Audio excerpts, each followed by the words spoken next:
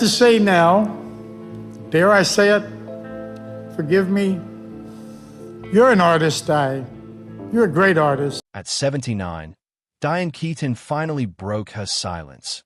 Her silence, and what she revealed shook Hollywood to its core. After decades of mystery, the legendary actress opened up about the one man who truly held her heart and never stayed. It wasn't just a fling or a Hollywood romance. It was a love that haunted her, shaped her, and never let her go. In a world where stars come and go, Diane's emotional confession about Al Pacino proves some love stories never die, even when they end without a goodbye. This is the truth she never told until now. Their love began quietly. Their love began quietly, on the set of The Godfather in 1971. They were not yet legends. Diane was a witty, unconventional actress with a mind of her own, and Al was a mysterious talent emerging from the shadows of East Harlem. Their connection wasn't built on fame. It was something more intimate, more magnetic. In a single glance, something unspoken passed between them, an understanding neither could explain. Two people so different in upbringing, yet equally haunted. Diane Keaton had grown up in Los Angeles, raised in a conservative Catholic home. Her father was a civil engineer, her mother a beauty pageant winner who gave up her dreams for motherhood. Diane swore early on she would never become her mother. She wouldn't sacrifice her ambition or independence for anyone. That fierce independence made her stand out in Hollywood, but it also made her vulnerable. Behind her strength was a woman, a child of broken beginnings, searching for love that would stay. She didn't want something fleeting. She wanted forever. Al Pacino, on the other hand, was a child of broken beginnings. His father left when he was just 2 years old. His mother raised him alone in a small Bronx apartment, working odd jobs to keep the lights on. He was shaped by hardship, not stability. He found solace not in people but in stories, on stage, in theaters, in characters. Acting was the only thing he could commit to. Relationships, however, terrified him. Attachment felt like a trap, a loss of the only thing he ever cherished, freedom. So when Diane and Al met, it was a collision of opposites, one desperately wanting to hold on, and the other only knowing how to let go. Their relationship was never loud. There were no red carpet displays, no paparazzi-fueled headlines. It existed quietly in the spaces between takes, in long silences, and in glances that said everything. Diane fell for him completely. She later admitted, "I was mad about him. He was charming, brilliant, unpredictable, and I couldn't look away." Al never confirmed much publicly, but friends and colleagues knew. They could feel it. There was something deeper than chemistry, something spiritual. Their romance was anything but conventional. It unfolded over decades, never quite ending, never fully beginning again. Diane Keaton and Al Pacino shared a love that refused to fade, even when everything else did. They broke up, they reunited, they drifted apart only to find their way back. And through it all remained the one Diane couldn't forget. The others, Woody Allen, Warren Beatty, Mel Gibson, came and went. But Al Pacino lingered like a shadow, always present in the corners of her heart. She once said, "The Godfather trilogy was about one thing for me. Oh." That simple sentence revealed everything. Diane wanted what many dream of, stability, a family, something to anchor her in a world that was always shifting. She waited patiently, sometimes painfully, for Pacino to give her that. 20 years passed, and the answer never came.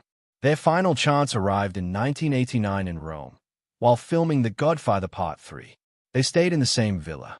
Their colleagues whispered that this was it, the moment he would finally ask her to stay forever. But it was Diane who asked. She gave him a choice: marry me or let me go. Pacino said nothing. Instead, he walked away. There was no argument, no dramatic goodbye, just silence. The kind that leaves everything broken at the same time. Diane learned her father was terminally ill.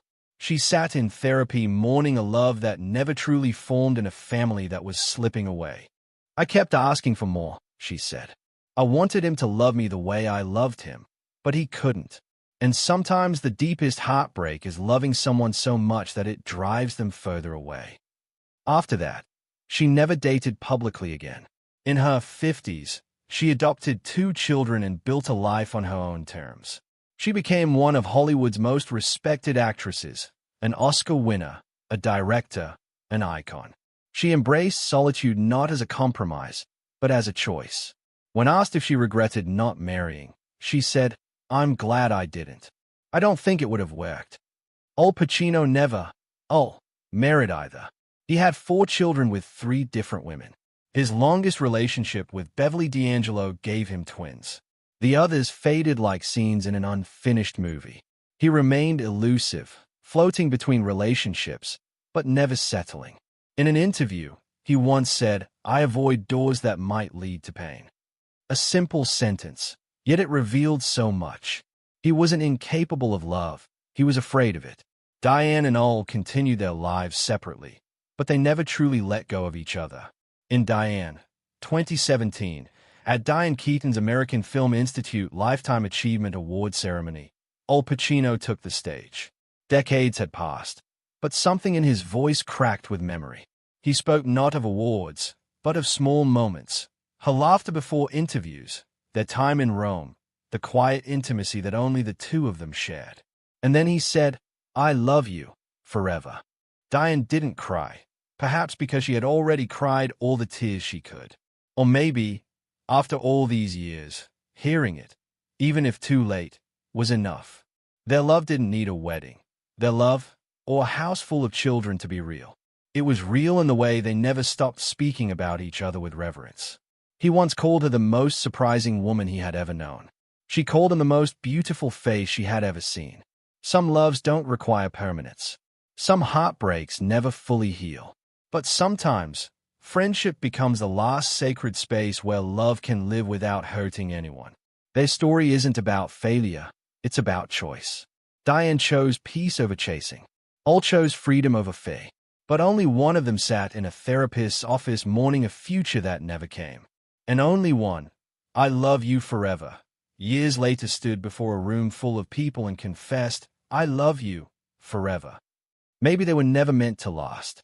Not every love story ends with forever.